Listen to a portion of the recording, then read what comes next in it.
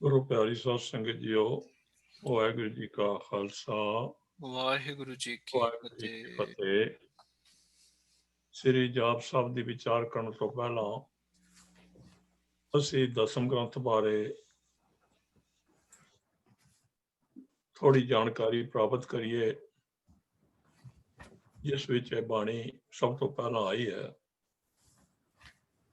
ਦਸਮ ਗ੍ਰੰਥ ਸ੍ਰੀ ਗੁਰੂ ਗੋਬਿੰਦ ਸਿੰਘ ਮਹਾਰਾਜ ਜੀ ਦੀ ਰਚਨਾ ਮੰਨਿਆ ਜਾਂਦਾ ਹੈ। ਜੋ ਇਤਿਹਾਸਕ ਕਥਨ ਉਹਨਾਂ ਦੇ ਮੁਤਾਬਕ ਗੁਰੂ ਮਹਾਰਾਜ ਜੀ ਨੇ ਬਹੁਤ ਸਾਰੇ ਸਾਹਿਤ ਦੀ ਰਚਨਾ ਕੀਤੀ ਸੀ ਅਤੇ ਕਰਵਾਈ ਸੀ। ਅਸੀਂ ਜਾਣਦੇ ਹਾਂ, ਜਿਹੜੇ ਉਹਨਾਂ ਨੇ ਗੁਰੂ ਮਹਾਰਾਜ ਗੁਰੂ ਗੋਬਿੰਦ ਸਿੰਘ ਮਹਾਰਾਜ ਦੇ ਇਤਿਹਾਸ ਦੀ ਜਾਣਕਾਰੀ ਹੈ ਕਿ ਸਤਿਗੁਰੂ ਪੌਂਟਾ ਸਾਹਿਬ ਰਹੇ ਔਰ ਉੱਥੇ ਉਹਨਾਂ ਨੇ 52 ਕਵੀ ਉਹਨਾਂ ਦੇ ਦਰਬਾਰ ਵਿੱਚ ਸਨ। ਉੱਥੇ ਰੋਜ਼ ਕਵੀ ਦਰਬਾਰ ਹੁੰਦਾ ਸੀ। ਹੁਣ ਵੀ ਪੌਂਟਾ ਸਾਹਿਬ ਉਹ ਕਵੀ ਦਰਬਾਰ ਦੀ ਥਾਂ ਜਿਹੜੀ ਹੈ ਉਹ ਬਣੀ ਹੋਈ ਹੈ। ਤੇ ਗੁਰੂ ਪਾਤਸ਼ਾਹ ਬਾਅਦ ਜੇ ਅਨੰਦਪੁਰ ਸਾਹਿਬ ਵੀ ਰਹੇ, ਭਾਵੇਂ ਆਪ ਨੂੰ ਆਪਣੇ ਜੀਵਨ ਵਿੱਚ ਕਈ ਯੁੱਧ ਵੀ ਕਰਨੇ ਪਏ, ਪਰ ਆਪ ਜੀ ਨੇ ਸਾਹਿਤ ਰਚਨਾ ਕਰਨ ਤੇ ਕਰਵਾਉਣ ਦੀ ਮੁਹਿੰਮ ਸੀ ਉਹ ਜਾਰੀ ਰੱਖੀ। ਔਰ ਕਹਿੰਦੇ ਹਨ ਇਤਨਾ ਜ਼ਿਆਦਾ ਗ੍ਰੰਥ, ਇਤਨੇ ਜ਼ਿਆਦਾ ਲਿਖੇ ਗਏ, ਪੁਸਤਕਾਂ ਲਿਖੀਆਂ ਗਈਆਂ, ਮੈਨੂਸਕ੍ਰਿਪਟ ਲਿਖੇ ਗਏ, ਜਿਨ੍ਹਾਂ ਦਾ ਵਜ਼ਨ 9 ਮਣ ਸੀਗਾ। ਔਰ ਉਸ ਨੂੰ ਸਾਰੇ ਗ੍ਰੰਥ ਨੂੰ ਵਿਦਿਆਸਰ ਕਿਹਾ ਜਾਂਦਾ ਸੀ, ਦਾ ਓਸ਼ਨ ਆਫ ਨੌਲੇਜ। ਔਰ ਉਹ ਗ੍ਰੰਥ ਜਿਹੜਾ ਸੀ ਉਹਦੇ ਬਾਰੇ ਭਾਈ ਸੰਤੋਖ ਸਿੰਘ ਜੀ ਨੇ ਲਿਖਿਆ ਕਿ ਬਰੀਕ ਲਿਖਣ ਵਿੱਚ ਲਿਖ ਕੇ ਵੀ ਉਸ ਗ੍ਰੰਥ ਦਾ ਵਜ਼ਨ ਜਿਹੜਾ ਸੀ ਉਹ 9 ਮਣ ਸੀ। 9 ਮਣ ਦਾ ਮਤਲਬ more than 100 kilo. So, sorry, more than about 400 kilo. इतना ज्यादा ਸਾਹਿਤ ਲਿਖਿਆ ਗਿਆ ਸੀ। ਭਾਈ ਸੰਤੋਖ ਸਿੰਘ ਦਾ ਕਥਨ ਹੈ, 9 ਮਣ ਹੋਏ ਤੋਲ ਮੈਂ, ਸੂਖਮ ਲਿਖਤ ਲਿਖਾਏ। ਬਰੀਕ ਲਿਖਤ ਦੇ ਵਿੱਚ ਵੀ ਉਹ ਗ੍ਰੰਥ 9 ਮਣ ਬਣਦਾ ਸੀ, ਉਹਦਾ ਵਜ਼ਨ। ਔਰ ਉਹ ਜਿਹੜੀਆਂ ਉਸ ਵੇਲੇ ਸਾਹਿਤ ਲੇਖ ਦੇ ਲਿਖਣ ਵਿੱਚ ਜਿਹੜੀਆਂ ਜ਼ੁਬਾਨਾਂ ਵਰਤੀਆਂ ਜਾਂਦੀਆਂ ਸਨ, ਭਾਸ਼ਾਵਾਂ, ਲਿਟਰੇਰੀ ਲੈਂਗੁਏਜਸ, ਉਹਨਾਂ ਵਿੱਚੋਂ ਬ੍ਰਜ ਭਾਸ਼ਾ, ਸੰਸਕ੍ਰਿਤ, ਅਰਬੀ, ਫਾਰਸੀ, ਪੰਜਾਬੀ, ਰੇਖਤਾ, ਇਹ ਸਾਰੀਆਂ ਭਾਸ਼ਾਵਾਂ ਵਿੱਚ ਉਹ ਗ੍ਰੰਥ ਲਿਖਿਆ ਗਿਆ। ਉਸ ਵੇਲੇ ਕਿਉਂਕਿ ਸਰਕਾਰੀ ਭਾਸ਼ਾ ਜਿਹੜੀ ਸੀ ਉਹ ਫਾਰਸੀ ਸੀ, ਔਰ ਉਹਦੇ ਨਾਲ ਅਰਬੀ ਭਾਸ਼ਾ ਦਾ ਵੀ ਪ੍ਰਭਾਵ ਸੀ। ਔਰ ਇੱਥੇ ਇੰਡੀਆ ਵਿੱਚ ਜਿਹੜੀ ਬਹੁਤ ਗਿਣਤੀ ਹੈ ਉਹਨਾਂ ਦੀ ਭਾਸ਼ਾ, ਗ੍ਰੰਥਾਂ ਦੀ ਭਾਸ਼ਾ, ਪੁਰਾਤਨ ਭਾਸ਼ਾ ਸੰਸਕ੍ਰਿਤ ਸੀਗੀ। ਔਰ ਕਈਆਂ ਇਲਾਕਿਆਂ ਵਿੱਚ ਬ੍ਰਜ ਭਾਸ਼ਾ, ਔਰ ਇਸ ਤੋਂ ਇਲਾਵਾ ਰੇਖਤਾ, ਇਹ ਕਈ ਭਾਸ਼ਾਵਾਂ ਉਸ ਵੇਲੇ ਪ੍ਰਚਲਿਤ ਸਨ। ਤੋਂ ਲਗਭਗ ਸਾਰੀਆਂ ਭਾਸ਼ਾਵਾਂ ਵਿੱਚ ਗੁਰੂ ਸਾਹਿਬ ਜੀ ਦਾ ਇਹ ਗ੍ਰੰਥ ਹੈ। ਬਾਅਦ ਵਿੱਚ ਜਦੋਂ ਸਤਿਗੁਰਾਂ ਨੂੰ ਯੁੱਧ ਕਰਨੇ ਪਏ, ਅਨੰਦਪੁਰ ਸਾਹਿਬ ਛੱਡਣਾ ਪਿਆ, ਤਾਂ ਇਤਿਹਾਸਕ ਕਥਨ ਹਨ ਕਿ ਉਹ ਗ੍ਰੰਥ ਜਿਹੜਾ ਹੈ ਉਸ ਸਰਸਾ ਨਦੀ ਦੀ ਭੇਟ ਹੋ ਗਿਆ। ਔਰ ਉਹਨਾਂ ਜ਼ਮਾਨਿਆਂ ਵਿੱਚ ਇਹ ਹੁੰਦਾ ਸੀ ਵੀ ਜਦੋਂ ਵੀ ਗੁਰੂ ਪਾਤਸ਼ਾਹ ਦੇ ਕੋਲ ਜਾਂਦੇ ਸੀ ਤੇ ਗੁਰੂ ਦਰਬਾਰ ਵਿੱਚ ਬਾਣੀਆਂ ਤਾਂ ਪੜ੍ਹੀਆਂ ਜਾਂਦੀਆਂ ਸੀ ਲਗਾਤਾਰ। ਔਰ ਕਈ ਐਸੇ ਗੁਰੂ ਪਾਤਸ਼ਾਹ ਦੇ ਦਰਬਾਰ ਵਿੱਚ ਲਿਖਾਰੀ ਸਨ ਜਿਹੜੇ ਲਗਾਤਾਰ ਹੀ ਬਾਣੀ ਲਿਖਦੇ ਰਹਿੰਦੇ ਸਨ। ਭਾਵੇਂ ਉਹ ਛੋਟੇ ਗੁਟਕੇ ਤਿਆਰ ਕਰਦੇ ਹੋਣਗੇ, ਭਾਵੇਂ ਪੋਥੀਆਂ ਤਿਆਰ ਕਰਦੇ ਹੋਣਗੇ, ਤਾਂ ਉਹਨਾਂ ਕੋਲੋਂ ਵੀ ਸੰਗਤ ਆਪਣੀਆਂ ਕਈ ਬਾਣੀਆਂ ਦੀਆਂ ਲਿਖੀਆਂ ਬਾਣੀਆਂ ਲੈ ਲੈਂਦੀ ਸੀ। ਤਾਂ ਇਹ ਵੀ ਹੋ ਸਕਦਾ ਹੈ ਕਿ ਆਮ ਲੋਕਾਂ ਕੋਲ ਵੀ ਬਹੁਤ ਸਾਰੀਆਂ ਗੁਰੂ ਗੋਬਿੰਦ ਸਿੰਘ ਮਹਾਰਾਜ ਦੀਆਂ ਬਾਣੀਆਂ ਹੋਣਗੀਆਂ। ਮਗਰੋਂ ਗੁਰੂ ਪਾਤਸ਼ਾਹ ਜੀ ਦੇ ਜੋਤੀ ਜੋਤ ਸਮਾਨ ਮਗਰੋਂ ਭਾਈ ਮਨੀ ਸਿੰਘ ਜੀ ਉਹ ਦਰਬਾਰ ਸਾਹਿਬ ਅੰਮ੍ਰਿਤਸਰ ਵਿੱਚ ਹੈਡ ਗ੍ਰੰਥੀ ਬਣੇ। ਔਰ ਉਹਨਾਂ ਨੂੰ ਮਾਤਾ ਜੀ, ਮਾਤਾ ਸੁੰਦਰੀ ਜੀ ਜੋ ਉਸ ਸਮੇਂ ਦਿੱਲੀ ਰਹਿੰਦੇ ਸੀ, ਉਹਨਾਂ ਨੇ ਦਸਮ ਪਿਤਾ ਦੀ ਬਾਣੀ ਇਕੱਠੀ ਕਰਨ ਦਾ ਕਾਰਜ ਸੌਂਪਿਆ। ਤੋ ਜਦੋਂ ਇਤਿਹਾਸ ਜ਼ਿਕਰ ਆਇਆ ਵੀ ਗੁਰੂ ਮਹਾਰਾਜ ਦੀ ਬਾਣੀ ਨੂੰ ਭਾਈ ਮਨੀ ਸਿੰਘ ਜੀ ਨੇ ਇਧਰੋਂ ਉਧਰੋਂ ਜਿਹਨਾਂ ਸਿੱਖਾਂ ਕੋਲ ਪਤਾ ਲੱਗਾ ਵੀ ਉਹਨਾਂ ਦੇ ਕੋਲ ਗ੍ਰੰਥ ਹਨ ਉਹ ਇਕੱਠਾ ਕੀਤਾ। ਔਰ ਇਸ ਦੇ ਨਾਲ ਪਿੱਛੋਂ ਜਾ ਕੇ ਬਾਬਾ ਦੀਪ ਸਿੰਘ ਵੀ ਉਹਨਾਂ ਨੇ ਵੀ ਗੁਰੂ ਗੋਬਿੰਦ ਸਿੰਘ ਦੀ ਬਾਣੀ ਇਕੱਠੀ ਕੀਤੀ। ਇੱਕ ਭਾਈ ਸੁੱਖਾ ਸਿੰਘ ਜੀ ਪਟਨਾ ਸਾਹਿਬ ਵਾਲਿਆਂ ਦੇ ਬਾਰੇ ਵੀ ਆਇਆ ਵੀ ਉਹਨਾਂ ਵੀ ਬਾਣੀ ਇਕੱਠੀ ਕੀਤੀ। ਇਸ ਤਰ੍ਹਾਂ ਕਈ ਵਿਦਵਾਨ ਇਹ ਬਾਣੀ ਇਕੱਤਰ ਕਰਨ ਵਿੱਚ ਲੱਗੇ ਹੋਏ ਸਨ ਔਰ ਇਸ ਤਰ੍ਹਾਂ ਬਹੁਤ ਸਾਰੀਆਂ ਬੀੜਾਂ ਉਹਨਾਂ ਨੇ ਰਚੀਆਂ। ਉਹਨਾਂ ਬੀੜਾਂ ਦਾ ਵੇਰਵਾ ਇਸ ਪ੍ਰਕਾਰ ਹੈ, ਜਿਹੜੀਆਂ ਪ੍ਰਮੁੱਖ ਬੀੜਾਂ ਇਤਿਹਾਸ ਵਿੱਚ ਨਾ ਜ਼ਿਕਰ ਆਇਆ। ਭਾਈ ਮਨੀ ਸਿੰਘ ਜੀ ਵਾਲੀ ਬੀੜ, ਮੋਤੀ ਬਾਗ ਪਟਿਆਲਾ ਵਾਲੀ ਬੀੜ, ਸੰਗਰੂਰ ਵਾਲੀ ਬੀੜ, ਪਟਨਾ ਸਾਹਿਬ ਵਾਲੀ ਬੀੜ, ਤਰਨ ਤਾਰਨ ਵਾਲੀ ਬੀੜ ਤੋਂ ਕਈ ਬੀੜਾਂ ਰਚੀਆਂ ਗਈਆਂ, ਜਿਨ੍ਹਾਂ ਚੋਂ ਪ੍ਰਮੁੱਖ ਬੀੜਾਂ ਇਹ ਸਨ। ਤੇ ਇਸ ਤੋਂ ਇਲਾਵਾ ਹੋਰ ਵੀ ਬਹੁਤ ਸਾਰੀਆਂ ਬੀੜਾਂ ਲਿਖੀਆਂ ਗਈਆਂ। ਸ਼ਰਧਾਵਾਨ ਗੁਰਸਿੱਖ, ਉਸ ਵੇਲੇ ਪ੍ਰੈਸ ਤਾਂ ਹੈ ਨਹੀਂ ਸੀ, ਪ੍ਰਿੰਟਿੰਗ ਪ੍ਰੈਸ, ਤੇ ਸ਼ਰਧਾਵਾਨ ਗੁਰਸਿੱਖ ਆਪਣਾ ਇਹ ਪਵਿੱਤਰ ਕਾਰਜ ਸਮਝਦੇ ਸਨ ਕਿ ਬੀੜਾਂ ਲਿਖਣਾ। ਤੋਂ ਮਗਰੋਂ ਬਹੁਤ ਸਾਰੀਆਂ ਬੀੜਾਂ ਇਕੱਠੀਆਂ ਹੋ ਗਈਆਂ ਤੇ 1897 ਵਿੱਚ ਇੱਕ ਗੁਰਮਤਿ ਗ੍ਰੰਥ ਪ੍ਰਚਾਰਕ ਸਭਾ ਅੰਮ੍ਰਿਤਸਰ ਨੇ 32 ਬੀੜਾਂ ਇਕੱਠੀਆਂ ਕੀਤੀਆਂ। ਉੱਥੇ 32 ਬੀੜੀਆਂ ਵਿੱਚੋਂ ਸੋਧ ਕੇ ਬਈ ਸਹੀ ਪਾਠ ਕਿਹੜਾ ਹੈ ਉਹ ਸਾਰਿਆਂ ਦਾ ਐਨਾਲਿਸਿਸ ਕਰਕੇ ਸਭ ਨੂੰ ਜਾਂਚ ਕੇ ਉਹਨਾਂ ਨੇ ਫਿਰ ਉਹ ਇੱਕ ਬੀੜ ਤਿਆਰ ਕਰਨ ਦਾ ਕਾਰਜ ਸ਼ੁਰੂ ਕੀਤਾ। ਔਰ ਅਖੀਰ ਵਿੱਚ ਇਸ ਕਮੇਟੀ ਨੇ ਆਪਣੀ ਰਿਪੋਰਟ ਪੇਸ਼ ਕੀਤੀ, ਜਿਹਦੇ ਆਧਾਰ ਤੇ ਫਾਈਨਲ ਬੀੜ ਜਿਹੜੀ ਹੈ ਭਾਈ ਜਵਾਹਰ ਸਿੰਘ, ਕਿਰਪਾਲ ਸਿੰਘ, ਬਾਜ਼ਾਰ ਮਾਈ ਸੇਵਾ ਪਬਲਿਸ਼ਰ ਜਿਹੜੇ ਹੈਗੇ ਆ, ਉਹਨਾਂ ਨੇ 10ਮ ਗ੍ਰੰਥ ਦਾ ਪ੍ਰਕਾਸ਼ਨ ਕੀਤਾ। ਔਰ ਉਹ ਆਮ ਤੌਰ ਤੇ ਅੱਜ ਕੱਲ੍ਹ ਉਹੀ ਗ੍ਰੰਥ ਜਿਹੜਾ 10ਮ ਗ੍ਰੰਥ ਦੇ ਨਾਮ ਨਾਲ ਚੱਲਿਆ ਹੈ। ਇਹਦੇ ਕੁੱਲ 1428 ਪੰਨੇ ਹਨ। ਪਰ ਆਪਾਂ ਉੱਪਰ ਦੇਖਿਆ ਹੀ ਹੈ ਕਿ ਇਸ ਦਾ ਕੋਈ ਵਿਧੀਵਤ ਢੰਗ ਨਾਲ, ਕੋਈ ਪੂਰੀ ਤਰ੍ਹਾਂ ਨਾਲ ਸਹੀ ਤੌਰ ਤੇ ਇਹਦਾ ਸੰਪਾਦਨ ਨਹੀਂ ਹੋ ਸਕਿਆ ਔਰ ਕਈ ਗੱਲਾਂ ਹੁਣ ਤੱਕ ਵੀ ਕੰਟਰੋਵਰਸੀਅਲ ਬਣੀਆਂ ਹੋਈਆਂ ਹਨ। ਤੋਂ ਪਹਿਲਾਂ ਇਸ ਗ੍ਰੰਥ ਦਾ ਨਾਮ ਬਚਿੱਤਰ ਨਾਟਕ ਸੀ। ਪਿੱਛੋਂ ਜਾ ਕੇ 10ਵੇਂ ਪਾਤਸ਼ਾਹ ਦਾ ਗ੍ਰੰਥ ਔਰ ਉਸ ਤੋਂ ਬਾਅਦ ਹੁਣ 10ਮ ਗ੍ਰੰਥ ਦੇ ਨਾਲ ਨਾਲ ਇਹ ਗੁਰੂ ਗੋਬਿੰਦ ਸਿੰਘ ਮਹਾਰਾਜ ਜੀ ਦੀਆਂ ਬਾਣੀਆਂ ਜਿਹੜੀਆਂ ਹਨ ਇਹ ਪ੍ਰਸਿੱਧ ਹਨ। ਇਹਨਾਂ ਬਾਣੀਆਂ ਵਿੱਚ ਜਿਹੜੇ ਸੀਰੀਅਲ ਵਾਈਜ਼ ਜਿਹੜੇ ਆਮ ਤੌਰ ਤੇ, ਕਿਉਂਕਿ ਅੱਗੇ ਪਿੱਛੇ ਵੀ ਕਈ ਗ੍ਰੰਥਾਂ ਵਿੱਚ ਹਨ, ਪਰ ਜਿਹੜੇ ਆਮ ਜਿਹੜੇ ਉੱਪਰ ਬੀੜ ਦੱਸੀ ਹੈ ਜਾਂ ਹੋਰ ਆਮ ਅੱਜ ਕੱਲ੍ਹ ਜਿਹੜੀਆਂ ਬੀੜਾਂ ਪ੍ਰਚਲਿਤ ਹਨ, ਉਹਨਾਂ ਦੇ ਮੁਤਾਬਕ ਇਹਨਾਂ ਬਾਣੀਆਂ ਵਿੱਚ ਸਭ ਤੋਂ ਪਹਿਲਾਂ ਹਰੇਕ ਜਿਹੜਾ ਗੁਰੂ ਗ੍ਰੰਥ ਸਾਹਿਬ ਦੀ ਕਾਪੀ ਹੋਈ ਹੈ, ਸਭ ਤੋਂ ਪਹਿਲਾਂ ਜਾਪ ਸਾਹਿਬ ਹੈ। ਦੂਜੇ ਨੰਬਰ ਤੇ ਅਕਾਲ ਉਸਤਤ ਹੈ। ਤੀਜੇ ਨੰਬਰ ਤੇ ਬਚਿੱਤਰ ਨਾਟਕ ਹੈ। ਫਿਰ ਚੰਡੀ ਚਰਿੱਤਰ ਉਕਤੀ ਵਿਲਾਸ ਹੈ। ਫਿਰ ਚੰਡੀ ਚਰਿੱਤਰ ਭਾਗ ਦੂਜਾ ਹੈ। ਫਿਰ ਇਸ ਜਿਹੜਾ ਚੰਡੀ ਚਰਿੱਤਰ ਹੈ ਉਹਦਾ ਪੰਜਾਬੀ ਟ੍ਰਾਂਸਲੇਸ਼ਨ ਗੁਰੂ ਸਾਹਿਬ ਨੇ ਵਾਰ ਸ੍ਰੀ ਭਗਵਤੀ ਜੀ ਕੇ ਰੂਪ ਵਿੱਚ ਲਿਖਿਆ। ਫਿਰ ਇੱਕ ਹੋਰ ਬਾਣੀ ਹੈ ਗਿਆਨ ਪ੍ਰਬੋਧ। ਫਿਰ 24 ਅਵਤਾਰ, ਜੋ ਵਿਸ਼ਨੂੰ ਦੇ 24 ਅਵਤਾਰ ਹਨ, ਉਹਨਾਂ ਦੀਆਂ ਕਥਾਵਾਂ ਹਨ। ਬ੍ਰਹਮਾ ਦੇ ਅਵਤਾਰਾਂ ਦੀਆਂ ਕਥਾਵਾਂ ਹਨ। ਰੁਦਰ ਸ਼ਿਵ ਜੀ ਦੇ ਅਵਤਾਰਾਂ ਦੀਆਂ ਕਥਾਵਾਂ ਹਨ। ਫਿਰ ਕਿਉਂਕਿ ਬਾਣੀ ਜਿਹੜੀ ਹੈ ਇਹ ਗੁਰੂ ਗ੍ਰੰਥ ਸਾਹਿਬ ਵਾਂਗੂ ਕੋਈ ਰਾਗਾਂ ਵਿੱਚ ਜਾਂ ਇਹ ਛੰਦਾਂ ਵਿੱਚ ਲਿਖੀ ਗਈ, ਰਾਗਾਂ ਵਿੱਚ ਨਹੀਂ ਲਿਖੀ ਗਈ, ਪਰ ਬਿਸ਼ਨ ਪਦੇ ਰਾਮਕਲੀ ਮਹਿਲਾ ਪੰਜਵਾਂ ਇਹ 10ਵਾਂ ਇਹ ਗੁਰੂ ਗੋਬਿੰਦ ਸਿੰਘ ਮਹਾਰਾਜ ਜੀ ਦੀ ਰਾਮਕਲੀ ਰਾਗ ਵਿੱਚ ਇਹ ਜੋ ਹੈ ਬਿਸ਼ਨ ਪਦੇ ਹਨ।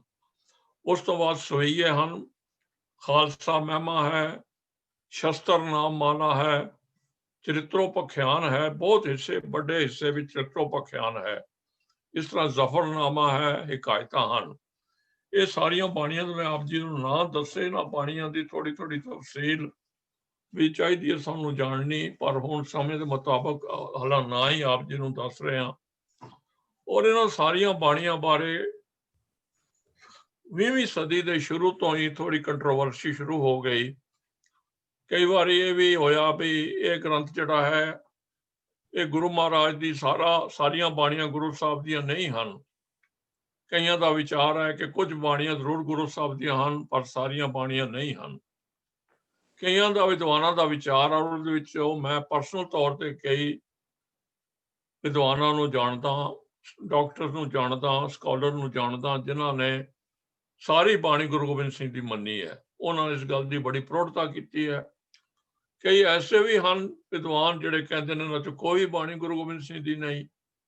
ਇਹ ਕੰਟਰੋਵਰਸੀ ਕਾਫੀ ਦੇਰ ਤੋਂ ਚੱਲੀ ਆ ਰਹੀ ਹੈ। ਪਰ ਇੱਕ ਗੱਲ ਜੋ ਆਮ ਮੈਂ ਆਪਣੇ ਤੌਰ ਤੇ ਸੋਚ ਸਕਦਾ ਹਾਂ ਵੀ ਇਹ ਠੀਕ ਹੈ ਵੀ ਗੁਰੂ ਇਸ ਗ੍ਰੰਥ ਦੀ ਪੂਰੀ ਤਰੀਕੇ ਨਾਲ ਸੰਪਾਦਨਾ ਨਹੀਂ ਹੋਈ, ਪਰ ਇਹ ਨਹੀਂ ਕਹਿ ਸਕਦੇ ਆਪਾਂ ਵੀ ਗੁਰੂ ਗੋਬਿੰਦ ਸਿੰਘ ਬਾਣੀ ਦੇ ਵਿੱਚ ਕੋਈ ਵੀ ਨਹੀਂ, ਕਿਉਂਕਿ ਜੇ ਇਹ ਆਪਾਂ ਮੰਨ ਲਈ ਕਿ ਗੁਰੂ ਆਪ ਦੀ ਕੋਈ ਬਾਣੀ ਨਹੀਂ ਤੇ ਫਿਰ ਆਪਾਂ ਆਪਣੀਆਂ ਜੜ੍ਹਾਂ ਆਪ ਖੋਦ ਰਹੇ ਹਾਂ। ਕਿਉਂਕਿ ਸਾਡੇ ਰੋਜ਼ ਦੇ ਨਿਤਨੇਮ ਵਿੱਚ ਗੁਰੂ ਮਹਾਰਾਜ ਦੀਆਂ ਦੇਖੋ ਕਿਤਨੀਆਂ ਬਾਣੀਆਂ ਹਨ। ਜਾਪ ਸਾਹਿਬ ਹੈ, ਚੌਪਈ ਹੈ, ਸਵਈਏ ਹਨ, 3 ਬਾਣੀਆਂ ਤਾਂ ਇਹ ਗੁਰੂ ਮਹਾਰਾਜ ਦੀਆਂ ਹਨ। ਔਰ ਇਹਨਾਂ ਬਾਣੀਆਂ ਵਿੱਚ ਵੀ ਜਿਹੜੇ ਉਪਦੇਸ਼ ਹਨ, ਜਿਹੜੀ ਸਿੱਖਿਆ ਹੈ, ਉਹ ਗੁਰੂ ਗ੍ਰੰਥ ਸਾਹਿਬ ਦੇ ਅਨੁਸਾਰ ਹੈ। ਤੋ ਇਹ ਅੱਤਵਾਦੀ ਵਿਚਾਰ ਰੱਖਣਾ ਵੀ ਕੋਈ ਬਾਣੀ ਗੁਰੂ ਸਾਹਿਬ ਦੀ ਨਹੀਂ, ਇਹ ਗਲਤ ਹੈ। ਇਹ ਠੀਕ ਹੈ, ਹੋ ਸਕਦਾ ਵੀ ਕਈ ਬਾਣੀਆਂ ਨਾ ਹੋਣ ਗੁਰੂ ਸਾਹਿਬ ਦੀਆਂ, ਇਹ ਵੀ ਹੋ ਸਕਦਾ ਹੈ, ਪਰ ਇਹ ਕਹਿਣਾ ਵੀ ਬਿਲਕੁਲ ਹੀ ਕੋਈ ਬਾਣੀ ਨਹੀਂ, ਇਹ ਗਲਤ ਹੈ। ਜਿਹੜੀਆਂ ਬਾਣੀਆਂ ਬਾਰੇ ਆਮ ਤੌਰ ਤੇ ਸਰਵਸੰਮਤੀ ਬਣਦੀ ਹੈ, ਬਹੁਤ ਸੰਮਤੀ ਬਣਦੀ ਹੈ, ਉਹ ਹਨ ਜਾਪ ਸਾਹਿਬ, ਅਕਾਲ ਉਸਤਤ, ਤਿੱਤੇ ਸਵਈਏ, ਜ਼ਫਰਨਾਮਾ। ਇਹਨਾਂ ਬਾਣੀਆਂ ਬਾਰੇ ਕੋਈ ਆਮ ਬਹੁਤੇ ਵਿਦਵਾਨ ਮੰਨਦੇ ਹਨ ਕਿ ਗੁਰੂ ਸਾਹਿਬ ਦੀ ਬਾਣੀਆਂ ਹਨ, ਉਹਨਾਂ ਦਾ ਸੰਦੇਸ਼ ਵੀ ਉਪਦੇਸ਼ ਵੀ ਧਾਰਮਿਕ ਹੈ। ਇੱਕ ਗੱਲ ਹੋਰ ਸਮਝਣੀ ਚਾਹੀਦੀ ਹੈ ਕਿ ਗੁਰੂ ਗ੍ਰੰਥ ਸਾਹਿਬ ਸਾਡਾ ਭਗਤੀ ਦਾ ਸੋਮਾ ਹੈ। ਜੋ ਗੁਰਮਤਿ ਦੀ ਭਗਤੀ ਹੈ ਉਹ ਗੁਰੂ ਗ੍ਰੰਥ ਸਾਹਿਬ ਵਿੱਚ ਹੈ। ਪਰ ਮਾਫ ਕਰਨਾ, ਸਾਡਾ ਕਲਚਰ, ਸਾਡਾ ਧਰਮ, ਸਾਡੇ ਵਿਸ਼ਵਾਸ, ਇਹਨਾਂ ਸਾਰਿਆਂ ਨੂੰ ਬਚਾਉਣ ਵਾਸਤੇ ਸਾਨੂੰ ਤਾਂ ਸ਼ਕਤੀ ਦੀ ਲੋੜ ਹੈ। ਜਿਨ੍ਹਾਂ ਕੌਮ ਕੋਲ ਸ਼ਕਤੀ ਨਹੀਂ ਹੁੰਦੀ ਉਹਨਾਂ ਦਾ ਸਭ ਕੁਝ ਖਤਮ ਹੋ ਜਾਂਦਾ ਹੈ। ਮੈਂ ਉਦਾਹਰਨ ਦਿਆਂ ਵੀ ਕਿਸੇ ਵੇਲੇ ਸਾਰਾ ਹਿੰਦੁਸਤਾਨ ਬੋਧੀ ਸੀਗਾ, ਔਰ ਆਪ ਸਭ ਵਿਦਵਾਨ ਜਾਣਦੇ ਹੋ ਕਿ ਅਫਗਾਨਿਸਤਾਨ ਤੱਕ ਬੋਧੀਆਂ ਦੇ ਮੰਦਿਰ ਬਣੇ ਹੋਏ ਸਨ। ਔਰ ਜਿਹੜਾ ਪੂਰਬੀ ਭਾਰਤ ਹੈ, ਇਸ ਦਾ ਨਾਮ ਬਿਹਾਰ ਪੈ ਗਿਆ। ਵਿਹਾਰ ਤੋਂ, ਵਿਹਾਰ ਦਾ ਮਤਲਬ ਹੈ ਬੋਧੀਆਂ ਦੇ ਮੱਠ। ਤਾਂ ਬੁੱਧ ਧਰਮ ਦਾ ਇਤਨਾ ਵੱਡਾ ਘੇਰਾ ਸੀ ਹਿੰਦੁਸਤਾਨ ਵਿੱਚ। ਔਰ ਨਾਲੰਦਾ ਇੱਕ ਬਹੁਤ ਵੱਡੀ ਯੂਨੀਵਰਸਿਟੀ ਸੀ ਬੁੱਧ ਧਰਮ ਦੀ, ਜਿੱਥੇ ਕਿ ਬਾਹਰੋਂ ਵਿਦਵਾਨ ਆ ਕੇ ਦੁਨੀਆ ਭਰ ਦੇ ਵਿਦਵਾਨ ਉੱਥੇ ਸਿੱਖਿਆ ਲੈਂਦੇ ਸੀ। ਪਰ ਇਹ ਬੁੱਧ ਧਰਮ ਨੇ ਅਤੇ ਜੈਨ ਧਰਮ ਨੇ ਇੱਕ ਅਸੂਲ ਅਪਣਾਇਆ, ਅਹਿੰਸਾ ਪਰਮੋ ਧਰਮਾ, ਕਿ ਆਪਾਂ ਕਿਸੇ ਮਾਰਨਾ ਨਹੀਂ, ਕੀੜੀ ਤੱਕ ਨੂੰ ਨਹੀਂ ਮਾਰਨਾ। ਬੋਧੀ ਗਿਆਨੀ ਤਾਂ ਬਹੁਤੇ ਹੀ ਸੰਖੀ ਹਨ, ਉਹ ਮੂੰਹ ਤੇ ਵੀ ਕਪੜਾ ਬੰਨ ਕੇ ਟੁਰਦੇ ਹਨ ਤੇ ਇੱਥੇ ਆਪਣੇ ਪੈਰਾਂ ਚਲਦਿਆਂ ਵੀ ਝਾੜੂ ਲੈ ਕੇ ਰਸਤਾ ਸਾਫ਼ ਕਰ ਜਾਂਦੇ, ਕੀੜਾ ਮਕੌੜਾ ਪੈਰਾਂ ਤੋਂ ਨਾ ਆ ਜਾਏ। ਤੋ ਇਸ ਹੱਦ ਤੱਕ ਅਹਿੰਸਾ ਪਰਮੋ ਧਰਮਾਂ ਦਾ ਉਸ ਵੇਲੇ ਪ੍ਰਚਾਰ ਹੋਇਆ ਕਿ ਮੈਂ ਪੜ੍ਹਿਆ ਵੀ 10,000 ਬੋਧੀ ਵਿਦਵਾਨ ਅਤੇ ਵਿਦਿਆਰਥੀ ਇਹ ਨਾਲੰਦਾ ਯੂਨੀਵਰਸਿਟੀ ਪੜ੍ਹਦੇ ਸੀ। ਉਹ 13ਵੀਂ ਸਦੀ ਦੇ ਵਿੱਚ ਇੱਕ ਹਮਲਾਵਰ ਆਇਆ ਤੁਰਕ, ਉਹਨੇ ਹਮਲਾ ਕੀਤਾ, ਇਹਨਾਂ ਸਾਰਿਆਂ ਨੇ ਹੱਥ ਖੜੇ ਕਰਤੇ। ਕਈ ਜੰਗਾਂ ਵਿੱਚ ਛਾਲਾਂ ਮਾਰ ਕੇ ਮਰ ਗਏ, ਕਈ ਭੱਜ ਕੇ ਤੇ ਚਲੇ ਗਏ ਤਿੱਬਤ ਤੇ ਚੀਨ ਆਲੇ ਦੁਆਲੇ ਦੇ ਇਲਾਕਿਆਂ 'ਚ ਭੱਜ ਗਏ। ਤੇ ਇਸ ਤਰ੍ਹਾਂ ਬੁੱਧ ਧਰਮ ਦਾ ਨਾਸ਼ ਹੋ ਗਿਆ। ਹੁਣ ਕਿਤੇ ਬੋਧੀਆਂ ਨੂੰ ਦੇਖਣਾ ਹੋਵੇ ਤੇ ਉਹ ਜਿਹੜੇ ਉਹਨਾਂ ਦੇ ਮੰਦਿਰ ਆ ਉੱਥੇ ਹੀ ਜਾ ਕੇ ਦੇਖਿਆ ਜਾ ਸਕਦਾ, ਔਰ ਬੋਧੀ ਕੋਈ ਦਿਸਦਾ ਨਹੀਂ, ਕਿਉਂਕਿ ਸ਼ਕਤੀ ਨਹੀਂ ਸੀ। ਤੇ ਗੁਰੂ ਪਾਤਸ਼ਾਹ ਸਮਰੱਥ ਸਨ, ਉਹਨੂੰ ਪਤਾ ਸੀਗਾ ਵੀ ਧਰਮ ਦੀ ਰਾਖੀ ਲਈ ਸ਼ਕਤੀ ਦੀ ਬੜੀ ਲੋੜ ਹੈ। ਤੋ ਬਹੁਤੀਆਂ ਬਾਣੀਆਂ ਦਸਮ ਗ੍ਰੰਥ ਦੀਆਂ ਸ਼ਕਤੀ ਦੇ ਵਾਸਤੇ ਪ੍ਰਗਟ ਹੋਈਆਂ। ਉਹਨਾਂ ਵਿੱਚ ਜਿਹੜਾ ਉਹਨਾਂ ਦੀ ਟੋਨ ਜਿਹੜੀ ਹੈ, ਉਹਨਾਂ ਦੀ ਜੋ ਸਿੱਖਿਆ ਹੈ, ਉਹ ਸ਼ਕਤੀ ਦੀ ਸਿੱਖਿਆ ਹੈ, ਜਿਸ ਨੂੰ ਅਸੀਂ ਕਹਿੰਦੇ ਜਮਾਲ ਤੇ ਜਲਾਲ। ਜਲਾਲ ਦਾ ਮਤਲਬ ਆਤਮਕ ਉਪਦੇਸ਼ ਤੇ ਜਲਾਲ ਦਾ ਮਤਲਬ ਹੈ ਸਰੀਰਕ ਤੌਰ ਤੇ, ਜਿਹਨੂੰ ਅਸੀਂ ਕਹਿੰਦੇ ਹਾਂ ਚੜ੍ਹਦੀ ਕਲਾ ਵਿੱਚ ਰਹਿਣਾ, ਕੌਮ ਦੀ ਸੰਭਾਲ ਕਰਨਾ ਪੂਰਾ। ਤੋ ਇਹ ਦੋਵੇਂ ਦਸਮ ਗ੍ਰੰਥ ਦੇ ਵਿੱਚ ਨਿਰਗੁਣ ਤੇ ਸਰਗੁਣ, ਵਾਹਿਗੁਰੂ ਦੇ ਸਰੂਪ ਦਾ ਵੀ ਨਿਰਗੁਣ ਵਰਣਨ ਵੀ ਹੈ। ਗੁਰੂ ਗ੍ਰੰਥ ਸਾਹਿਬ ਵਿੱਚ ਜੋ ਵੀ ਭਗਤੀ ਦਾ ਰੂਪ ਹੈ ਉਹ ਨਿਰਗੁਣ ਹੈ, ਕਿ ਵਾਹਿਗੁਰੂ ਦਾ ਕੋਈ ਰੂਪ ਰੰਗ ਰੇਖ ਭੇਖ ਨਹੀਂ ਹੈ। ਪਰ ਦੂਜੇ ਪਾਸੇ ਜੋ ਸੰਸਾਰ ਵਿੱਚ ਪਰਮੇਸ਼ਰ ਦੇ ਭੇਜੇ ਹੋਏ ਮਹਾਂਪੁਰਸ਼ ਆਉਂਦੇ ਹਨ ਔਰ ਉਹਦੇ ਗੁਣਾਂ ਨੂੰ ਪ੍ਰਗਟ ਕਰਦੇ ਹਨ, ਉਹ ਸਰਗੁਣ ਵੀ ਹੋ ਜਾਂਦਾ। ਤੋ ਦੋਹਾਂ ਨੂੰ ਇਸ ਗ੍ਰੰਥ ਵਿੱਚ ਦੋਹਾਂ ਦੀ ਭਗਤੀ ਕੀਤੀ ਗਈ ਹੈ। ਜਿਸ ਤਰ੍ਹਾਂ 24 ਅਵਤਾਰ, ਰੁਦਰ ਅਵਤਾਰ, ਚੰਡੀ ਚਰਿੱਤਰ, ਇਹ ਸਾਰੇ ਦੇ ਸਾਰੇ ਸ਼ਕਤੀ ਦੇ ਅਵਤਾਰ ਹਨ। ਇਹਨਾਂ ਨੇ ਯੁੱਧ ਕੀਤੇ, ਲੜਾਈਆਂ ਕੀਤੀਆਂ, ਔਰ ਗੁਰੂ ਸਾਹਿਬ ਨੇ ਇਹ ਕਥਾਵਾਂ ਲਿਖ ਕੇ ਅਖੀਰ ਵਿੱਚ ਲਿਖ ਦਿੱਤਾ ਵੀ ਮੈਂ ਇਹਨਾਂ ਦੀ ਪੂਜਾ ਨਹੀਂ ਕਰ ਰਿਹਾ, ਪਰ ਇਹਨਾਂ ਦੀ ਜ਼ਰੂਰਤ ਇਸ ਕਰਕੇ ਹੈ ਕਿ ਇਹ ਸ਼ਕਤੀ ਦਾ ਰੂਪ ਹਨ। ਸਾਨੂੰ ਸ਼ਕਤੀ ਵੀ ਚਾਹੀਦੀ ਹੈ, ਸਾਨੂੰ ਬਲ ਵੀ ਚਾਹੀਦਾ। ਮਹਾਰਾਜ ਨੇ ਬਕਾਇਦਾ ਲਿਖਿਆ, ਕ੍ਰਿਸ਼ਨ ਅਵਤਾਰ ਲਿਖ ਕੇ ਫਿਰ ਉਹਨਾਂ ਨੇ ਕਿਹਾ ਮੈਂ ਨਾ ਗਣੇਸ਼ਾ ਪ੍ਰਥਮ ਮਨਾਉ किसन बिसन कबू न त्याऊं, कान सुने पहचान न तिन स्यों, डिव लागी मोरी पग इन स्यों।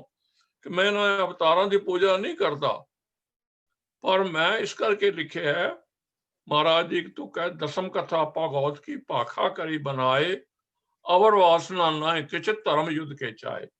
मैं इन्हां दी कथावां इस करके लिखियां कि धर्म युद्ध दा बई वार फॉर राइचियस काज, धर्म युद्ध अपने धर्म की रक्षा लिए लड़ाई करना ये जरूरी है।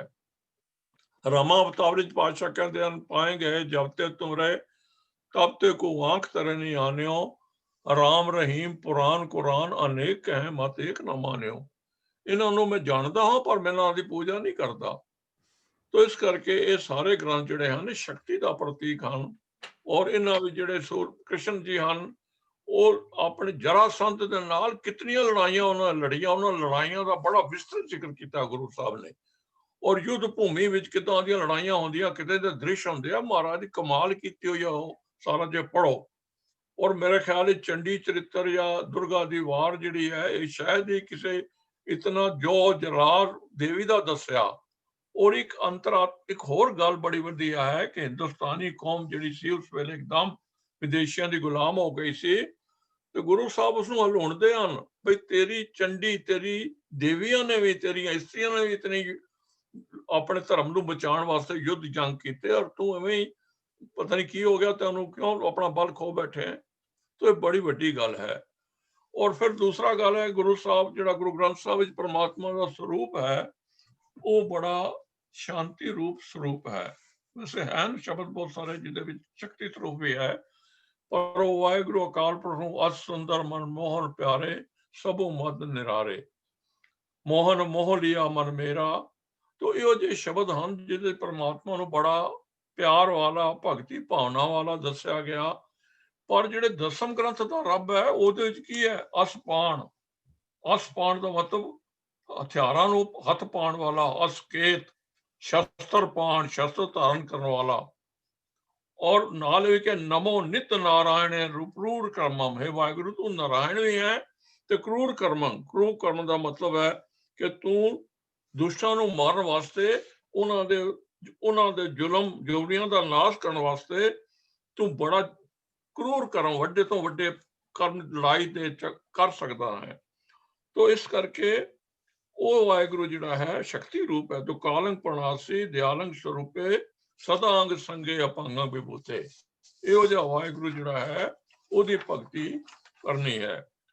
फिर छंदा की चाल जिहड़ी है, ਜਿਹੜੇ छंद ਅਸੀਂ पढ़ते हाँ दसम ग्रंथ ਦੇ, ਹੁਣ ਜਾਪ ਸਾਹਿਬ ਦਾ ਅਸੀਂ ਪੜਾਂਗੇ ਤੁਸੀਂ ਦੇਖੋਗੇ ਵੀ ਛੰਦਾਂ ਦੀ ਚਾਲ ਬੜੀ ਤੇਜ਼ ਚਾਲ ਚੱਲਦੀ ਹੈ। ਔਰ ਕਹਿੰਦੇ ਹਨ ਵੀ ਜਿਹੜੇ ਗਤਕਾ ਸਿਖਾਉਂਦੇ ਹਨ ਇਹਨਾਂ ਦੀ ਚਾਲ ਉੱਤੇ ਗਤਕੇ ਨੂੰ ਸਿਖਾਉਂਦੇ ਹਨ ਤੇ ਉਹ ਜਿਹੜੀ ਚਾਲ ਹੈ ਉਹਦੇ ਅਨੁਸਾਰ ਬਾਣੀ ਚੱਲਦੀ ਹੈ। ਹੁਣ ਇੱਕ ਗੁਰੂ ਸਾਹਿਬ ਜੀ ਦੀ ਬਾਣੀ ਦੀਆਂ ਤੁਕਾਂ ਇੱਥੇ ਮੈਂ ਲਿਖੀਆਂ ਹਨ। ਖਗ ਖੰਡ ਬਿਹੰਡੰ ਖਲਦਲ ਖੰਡੰ ਅਤਰੰਗ ਮੰਡੰ ਬਰਬੰਡੰ ਪੁਜ ਦੰਡ ਅਖੰਡੰ ਤੇਜ ਪ੍ਰਚੰਡੰ ਜੋਤ ਅਮੰਡੰ ਭਾਨ ਪ੍ਰਮੰਗ सुख संता करणं दुर्मत धरणं किडविकारणं असरणं जय जय जय कारण श्रेष्ठ उबारण मां प्रतिपालन जय ते गम। तो ये बाणी पढ़न नाल ही लगता है कि जिस तरह प्रोफेसर बहुत ही आत्मक जीवन वाले सन प्रोफेसर पूरन सिंह जी, उन्हों की लाइन है गुरु महाराज की बाणी बारे मैं इत्थे लिखी है आप जी वास्ते। In the chart our master the cannons boom, the swords clash, the arrows fly, and the very repetition of his chant makes us feel flowing like flames, crying liberty, liberty, liberty. Guru Gobind Singh ji ਦੀ ਬਾਣੀ ਵਿੱਚ ਤੋਪਾਂ ਦੀ ਗੜਗੜਾਹਟ, ਤਲਵਾਰਾਂ ਦੀ ਖੜਕੜਾਹਟ, ਤੀਰਾਂ ਦੀ ਸਰਸਰਾਹਟ ਸੁਣਾਈ ਦਿੰਦੀ ਹੈ। ਔਰ ਜਦੋਂ ਉਹਨਾਂ ਦੀ ਬਾਣੀ ਅਸੀਂ ਪੜ੍ਹਦੇ ਹਾਂ ਤੇ ਸਾਨੂੰ ਇੰਝ ਲੱਗਦਾ ਵੀ ਸਾਡੀ ਹਸਤੀ ਸਾਡਾ ਵਜੂਦ ਸ਼ੋਲੇ ਬਣ ਕੇ ਉੱਡ ਰਿਹਾ ਹੋਵੇ और हरेक शोले विचों हरेक चिंगाड़े विचों आवाज आ रही होवे आजादी आजादी आजादी। तो ये गुरु गोबिंद सिंह की बाणी जिहड़ी है इसकी सुर जिहड़ी है वो वीरता वाली सुर है। और ये वीरता जिहड़ी है ये अपना धर्म अपना कल्चर अपना धर्म स्थान बचाने वास्ते बड़ी जरूरी है। तो ये कुछ विचार दसम ग्रंथ के बारे दास जी ने ਇਕੱਠੇ ਕਰਕੇ ਆਪ ਜੀ ਵਾਸਤੇ ਲਿਆਂਦੇ। ਇਹ ਬੇਸਿਕ ਇਨਫੋਰਮੇਸ਼ਨ ਹੈ, ਕੋਈ ਇਹ ਨਹੀਂ ਵੀ ਸਾਰੀ ਪੂਰੀ ਸਹੀ ਹੋਵੇ, ਪਰ ਜੋ ਮੈਨੂੰ ਮਿਲ ਸਕੀ ਮੈਂ ਆਪ ਜੀ ਲਿਆਂਦੀ। ਅੱਗੋਂ ਕੱਲ ਤੋਂ ਅਸੀਂ ਫਿਰ ਜਾਪ ਸਾਹਿਬ ਦੀ ਵਿਧੀ ਵੱਲ ਵਿਚਾਰ ਕਰਾਂਗੇ। ਵਾਹਿਗੁਰੂ ਜੀ ਕਾ ਖਾਲਸਾ, ਵਾਹਿਗੁਰੂ ਜੀ ਕੀ ਫਤਿਹ। ਵਾਹਿਗੁਰੂ ਜੀ ਕਾ ਖਾਲਸਾ, ਵਾਹਿਗੁਰੂ ਜੀ ਕੀ ਫਤਿਹ।